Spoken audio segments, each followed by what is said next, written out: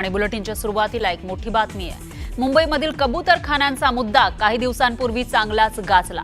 जैन बांधवांनी कबूतरखाने हटवण्याविरोधात भूमिका घेतली होती, मात्र श्वसनाचे विकार यासारखे गंभीर आजार होण्याची भीती असल्याने कोर्टाने कबूतरखाने बंद ठेवण्याचे आदेश दिले होते। या संदर्भात महापालिकेनेही दादर कबूतरखाना बंद ठेवला। मात्र आता मंत्री मंगलप्रभात लोढांनी कबूतरखान्याबाबत केलेल्या वक्तव्यावरून पुन्हा एकदा हा वाद पेटण्याची शक्यता आहे। मुंबईत आणखी एका कबूतरखान्याची नोंद। मंत्री लोढांच्या हस्ते कबूतरखान्याचं उद्घाटन। वादग्रस्त कबूतरखान्यांवर सरकारकडून तोडगा। मुंबईतल्या बोरिवलीच्या संजय गांधी राष्ट्रीय उद्यानातील 3 जैन मूर्ती मंदिराजवळ रविवारी मुंबई उपनगरचे सहपालक मंत्री मंगलप्रभात लोढांनी पहिल्या कबूतरखान्याचं उद्घाटन केलं। त्यामुळे मुंबईत आता कबूतरखान्यांची संख्या 52 वर गेली आहे। आता आपण हा हळूहळू माझी अशी अपेक्षा आहे की प्रत्येक वार्डामध्ये एक असा ऑफिशियली नवीन कबूतरखाना आपण उभा करू की त्यामध्ये कोणी ऑब्जेक्शन घेऊ शकत नाही आणि ते पक्ष्यांची रक्षा पण होईल आणि लोकांना पण त्रास नाही, असा आपण मध्यम मार्ग पोलतपूर दिगंबर जैन समाजाने काढला आहे। खरं तर मुंबई उच्च न्यायालयाच्या आदेशानंतर दादर कबूतरखाना बंद करण्यात आला। कबुतरांच्या विष्ठेमुळे होणाऱ्या आजाराचं कारण देत स्थानिक रहिवाशांनी कबूतरखाना हटवण्याची मागणी केली होती। त्यामुळे जैन समाज आक्रमक झाला होता। तर कबूतरखाना बंदीच्या समर्थनार्थ मराठी एकीकरण समिती रस्त्यावर उतरली होती। मुख्यमंत्री देवेंद्र फडणवीस यांनी हे जे लोढा आहेत यांना कौशल्य विकास उद्योजकता विभागाचे मंत्री बनवले आहेत की कबुतरांना दाणे टाकू या विभागाचे मंत्री बनवले आहेत। हे जे माननीय लोढा आहेत यांनी आपल्या विभागाकडे लक्ष द्यावं। आपण काय करतोय? आपण पालकमंत्री आहात, आपण नागरिकांच्या आरोग्याची काळजी घेतली पाहिजे। आपण कबूतरखाने उघडून त्या पक्ष्यांना आधू करताय। मंत्री लोढांनी कबूतरखान्याचं उद्घाटन केल्यामुळे नव्या वादाला तोंड फुटलंय। विरोधकांना टीकेची आयती संधी मिळाली आहे। देवेंद्र फडणवीसांचं काय म्हणणं याच्यावरती आहे? सुप्रीम हायकोर्टाचा निर्णय तुम्हाला मान्य नाही का?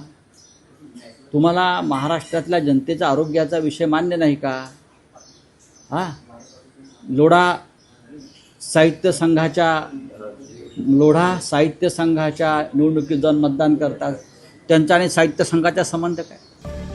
मुंबईतील कबूतरखान्यांचा वाद काही थांबायचं नाव घेत नाही। कोर्टाचा आदेश आणि स्थानिकांचा विरोध असतानाही सत्ताधाऱ्यांकडून कबूतरखाने उभारण्याचा अट्टाहास धरला जातोय। त्यामुळे आगामी काळात हा मुद्दा आणखी पेटण्याची शक्यता नाकारता येत नाही। अरविंद कड, न्यूज 18 लोकमत, मुंबई। बडतर्फ प्रशिक्षणार्थी IAS अधिकारी पूजा खेडकरच्या पालकांचा आणखी एक कारनामा समोर आलाय। ट्रकच्या क्लीनरचं अपहरण केल्याप्रकरणी पूजाचे वडील दिलीप खेडकर यांच्यावर गुन्हा दाखल करण्यात आलाय। तर सरकारी कामात अडथळा आणणं, पुरावा नष्ट करणं या आरोपाखाली पूजा खेडकरची आई मनोरमा खेडकरांवर सुद्धा गुन्हे दाखल झालेत। सध्या दोघेही फरार आहेत। पोलीस त्यांच्या मागावर आहेत।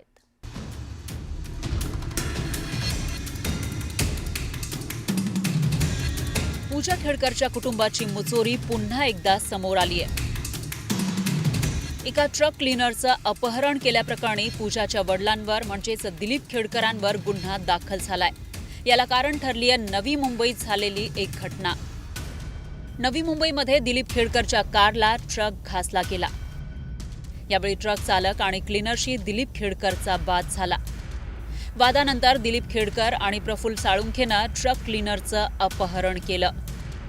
पोलिसात जाण्याच्या बहाण्यानं क्लीनर प्रल्हादला त्यांनी जबरदस्तीनं कारमध्ये बसवलं आणि पुण्याला नेलं। ट्रक चालकानं या अपहरणाबाबत मालकाला माहिती दिली। त्याच्या तक्रारीनंतर पोलिसांनी तपासाला सुरुवात केली।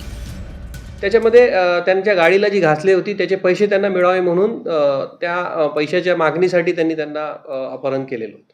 ते 2 लोक कोण होते? ज्या खेडकर आहेत, मनोरमा खेडकर, त्यांचे ते कोण आहेत? त्यांचे एक पती आहे दिलीप खेडकर आणि दुसरा त्यांच्यासोबत असलेला त्यांचा जो बाउन्सर कम बॉडीगार्ड आहे तो प्रफुल्ल साळुंखे म्हणून हा व्यक्ती आहे। दिलीप खेडकरवर दाखल झालेल्या गुन्ह्याच्या तपासासाठी पुण्यात पूजा खेडकरच्या घरी गेलेल्या पोलिसांना तिच्या आईच्या म्हणजेच मनोरमा खेडकरच्या अरेरावीला सामोरं जावं लागलं। चौकशीसाठी गेलेल्या रबाळे पोलिसांच्या अंगावर तर कुत्रे सोडण्याचा प्रयत्न करण्यात आला. रबाळे पोलीस दिलीप खेडकरच्या पुण्यातील घरी पोहोचले. तिथं त्यांना अपहरणात वापरलेली कार आढळली. दिलीप खेडकर हे पूजा खेडकरचे वडील आहेत. यावेळी पूजाची आई मनोरमा खेडकरनं पोलिसांसोबत अरेरावी केली. चौकशीसाठी आलेल्या पोलिसांसाठी त्यांनी गेट उघडलं नाही. पोलिसांच्या अंगावर कुत्रे सोडले. त्यानंतर नवी मुंबई पोलिसांकडून पुण्यात तक्रार दाखल करण्यात आली आणि अपहृत ट्रक क्लीनर प्रल्हाद कुमारची सुटका झाली. मुंबई पोलीस तपास करण्याकरता चतुसृंगी पोलीस स्टेशनच्या हद्दीमध्ये आलेले होते. त्यांना आम्ही मदत दिलेली होती.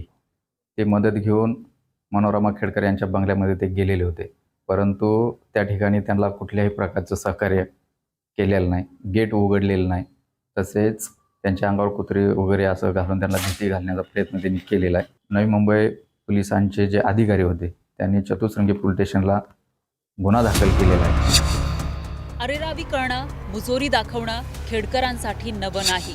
याआधीही पूजा खेडकरवर UPSC परीक्षेमध्ये OBC आणि अपंगत्व कोट्याचा गैरवापर करून जास्त अटेम्प्ट मिळवल्याचा आणि कागदपत्रांमध्ये फेरफार केल्याचा आरोप आहे. तर तिच्या आईनं म्हणजेच मनोरमा खेडकरनं मुळशी तालुक्यातील एका शेतकऱ्याला पिस्तूल दाखवून धमकावल्याचा एक व्हिडिओ समोर आला होता. मारहाण, शिवीगाळ करून जीवे मारण्याची धमकी, दमदाटी करून दहशत निर्माण करणे असे गुन्हे याआधीही त्यांच्यावर दाखल आहेत. त्यानंतर आता तिच्या वडिलांवरही क्लीनरच्या अपहरणाप्रकरणी गुन्हा दाखल झालाय. खेडकर कुटुंबाची मुजोरी मोडून काढण्यासाठी पोलीस आता काय कारवाई करतात याकडे सगळ्यांचं लक्ष लागलंय. Bureau report, news 18 Lokmat.